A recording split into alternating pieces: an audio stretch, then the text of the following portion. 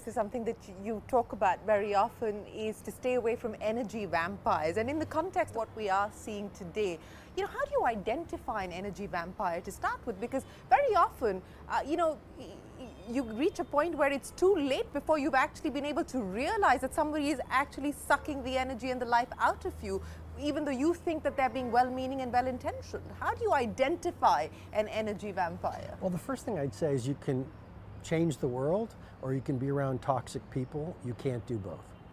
And how do you identify an energy vampire? You use joy as a GPS. So in the 5 a.m. club, there's actually a model called Joy as a GPS. So follow your joy. Use it as a directional navigation tool like a GPS.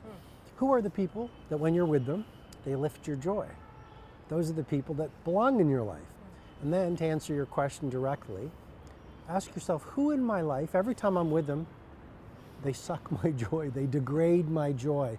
When I leave them, I just feel terrible. Those are the energy vampires. Sometimes people say to me, well, Robin, that's my mother, that's my husband, that's my wife. We have all the choices that feel right to us. Maybe it's a best friend. Maybe let them go and love them from afar. But letting go is the hard part, isn't it?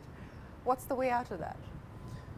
Well, maybe learning to let go and learning to break patterns, because we fall into patterns which provide a degree of comfort, even though they might be toxic for us. But there's comfort in patterns. How do we break that? Well, isn't that interesting? Sometimes the people who are worst for us, or the activities that are worst for us, we stay in those activities because, as strange as it sounds, and I know you're suggesting this, as strange as it sounds, we're safe there. So how do you break free of it? You ask yourself, what's the cost? You fast forward to the last hour of your life and you say, what kind of life do I want to stand for?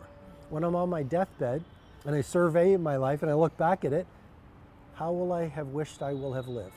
And who must I carry with me along the journey for me to live a great life? And we have to make tough choices. Building a great business, you make tough choices. Building a great team, tough choices. In love, you have to make tough choices. And you have to ask yourself, is this person healthy for me?